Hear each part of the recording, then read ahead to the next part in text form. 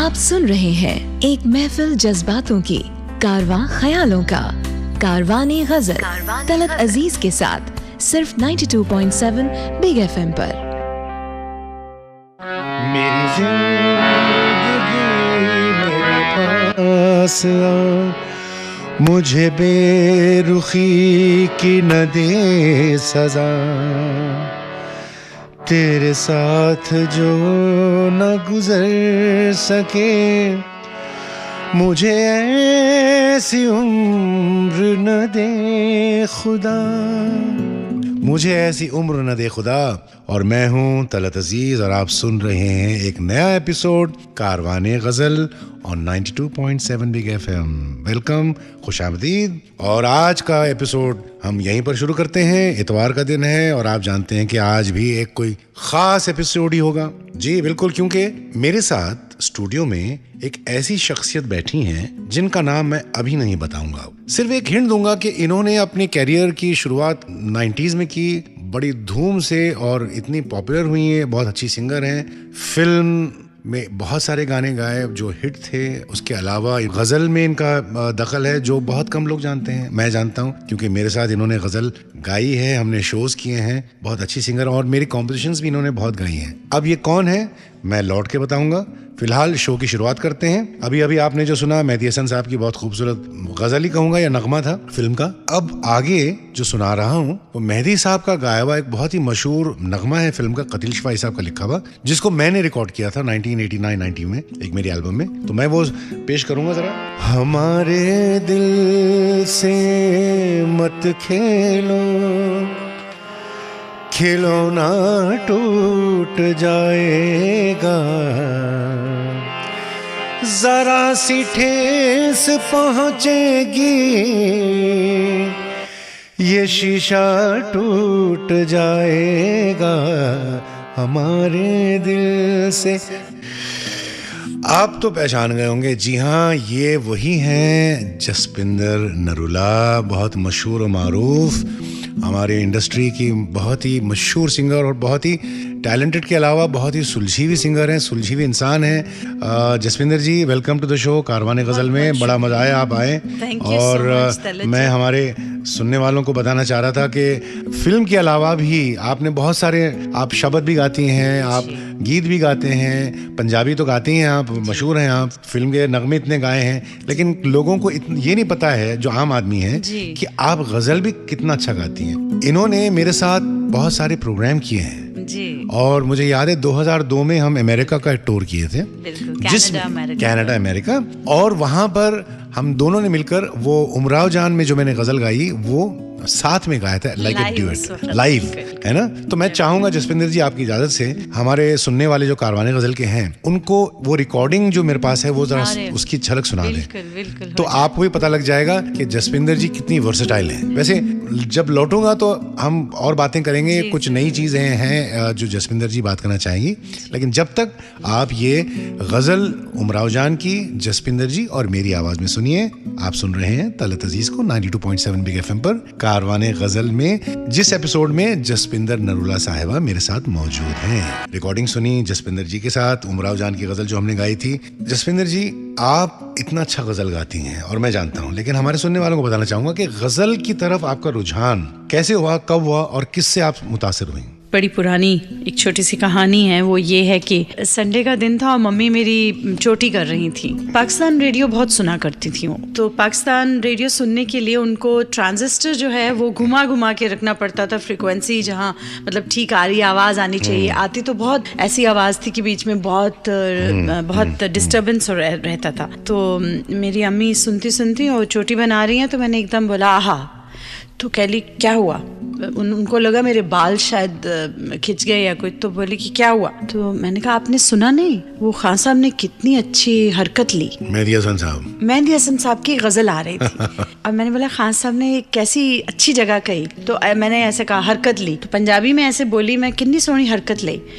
तो मेरी मम्मी कहती हैं एकदम से वो बिल्कुल उनको समझ में नहीं आया कि मैं क्या कहूँ, और उन्होंने जाके शायद मेरे वालिद साहब से कुछ कहा। वो कंपोज कर रहे थे कमरे में बैठ के, तो थोड़ी देर में मुझे आवाज़ आई कि बब्बू इधर आओ। तो मुझे बुलाया और मुझे कहते कि कोई गाना आता है, तो मैं कहा हाँ आता है। बस वहाँ से सिलसिला शुरू हुआ। तो पहली गज़ल जो थी वो मेहंदी साहब की मैंने सुनी। कौन सी गज़ल थी? आई थिंक गज़ल तो वही थी, रंजिशी सही दिल ही दुखाने के लिए। गाएंगे आप थोड़ा हमारे लिए हमारे सुनने वालों के लिए ऐसी एक लाइन। रंजिशी सही दिल ही दुखाने के लिए, रंजिशी सही दिल ही दुखाने के लिए, रंजिशी सही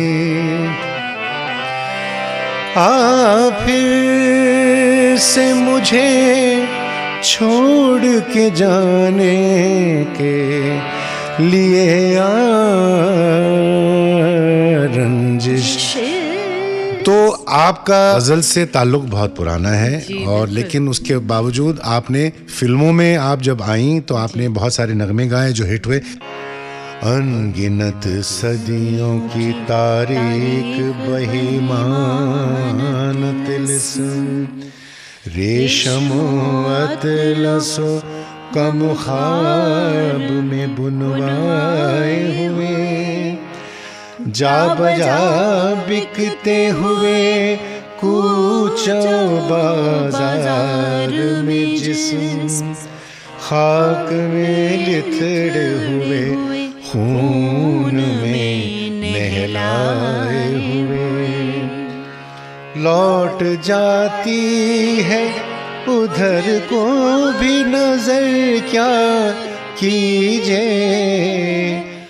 अभी दिलकश है तेरा हुस्न मगर क्या कीजिए, भी दिलकश। बस अब भी दिलकश है तेरा हुस्न मगर क्या कीजिए। इस लाइन पर मैं रोक देता हूँ आपको क्योंकि ये बहुत खूबसूरत लाइन है। पहले मैं आपको बता दूं कि ये प्रोग्राम हमारा कारवाने गज़ल है और मैं हूँ तलत अजीज। जसविंदर नरूला साहिबा मेरे साथ बैठी हैं और 92.7 बिग एफएम पर आप ये सुन रहे हैं। और जसविंदर जी ने अभी एक गज़ल का एल्बम बनाया है जिसका टाइटल है ढूंढ ले फिर से। हाँ, ढूंढ ले फिर से। एल्बम के बारे में हमारे सुनने वालों को थोड़ा बताइए। आइडिया तो मुअस्सर साहब का है, जिनका वैसे नाम तो सत्य नारायणन है। He is a South Indian ji. बस लिखने का बहुत शौक है, उर्दू का बहुत शौक है, उर्दू पढ़े हैं वो। क्या बात। देखिए मैं यही बात कहता हूँ कि उर्दू ज़बान एक ऐसी ज़बान है जो लोग अक्सर कहते हैं ना कि उर्दू बहुत हाई फ्लोन है, हमें समझ में नहीं आती। देखिए आप ये सत्यनारायण साहब जो हैं, ये बिल्कुल एक साउथ इंडियन होते हुए उन्होंने गज़ल का एल्बम, गज़ल लिखी, उर्दू जानते हैं। आपने जो बात करी ना उर्दू की तो एक मुझे शेर याद आ रहा है, वो करे बात तो हर लफ्ज से खुशबू आए। क्या बात। वो करे बात तो हर लफ्ज से खुशबू आए, ऐसी बोली वही बोली जिसे उर्दू आए। अच्छी बात है ना। बिल्कुल। तो इसमें जो आप गजल हमें हमारे सुनने वालों को इस एल्बम से सुनाएंगी, जी। ये मैं चाहती हूँ यही सुनाइए आप।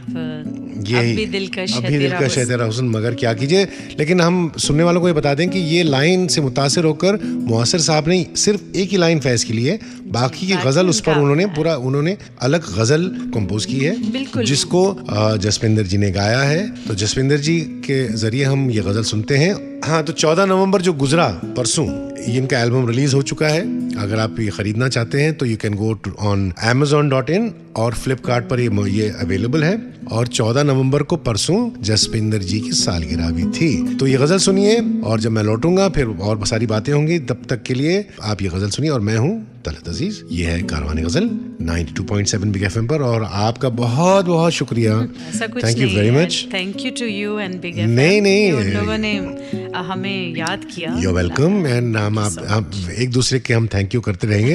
तो यही दुआ करते हैं कि आपका एल्बम बहुत कामयाब रहे। अभी आपने जसविंदर नरूला साहिबा की बातें सुनी, उनका नया एल्बम सुना, उसकी झलक सुनी। अब आगे बढ़ते हैं। आगे प्रोग्राम में मैं एक ऐसी गजल सुनाना चाहूंगा जो शायद आपने बहुत कम गज़ल सुनी है, मैंने गाई है। बशीर बदर साहब का कलाम है, बहुत खूबसूरत। चांदनी के बाग में बादे सबा आहिस्ता चल, चांदनी के बाग में बादे सबा आहिस्ता चल, 14वीं की रात है फूलों में सोई है गजल। इस गजल की खास बात ये कॉम्पोजिशन की, ये कॉम्पोजिशन मेरी नहीं है, हालांकि मैंने गाई है। ये कॉम्पोजिशन है परवेज मेहदी साहब की। परवेज मेरे बड़े अच्छे दोस्त थे, मेरे से सीनियर थे।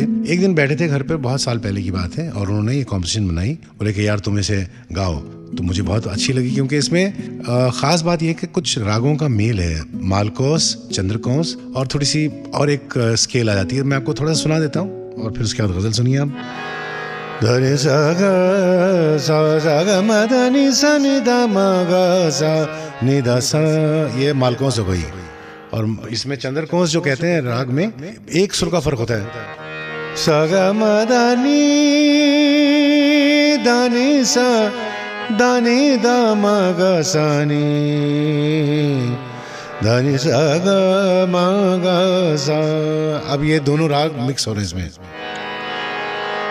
चांदनी के बाग में बादे सबा आहिस्ता चल, अब 14वीं की रात है, 14वीं की रात है, फूलों में सोई है गजल।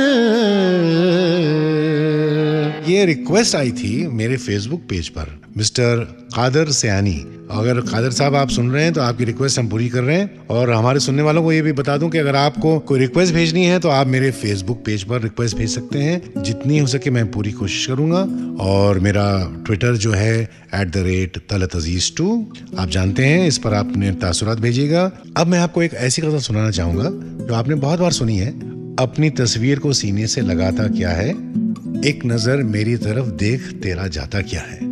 ये धुन ऐसी है, अपनी तस्वीर को आँखों।